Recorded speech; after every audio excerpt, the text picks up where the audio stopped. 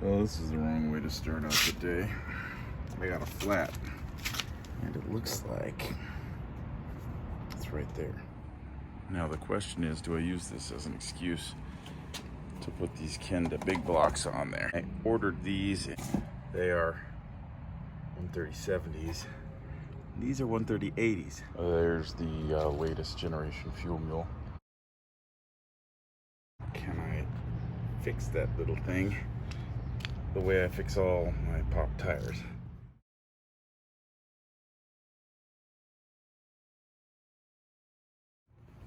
Now I'm kind of reaming it out. And I'm getting it set. And then I'm gonna jam it right into that hole.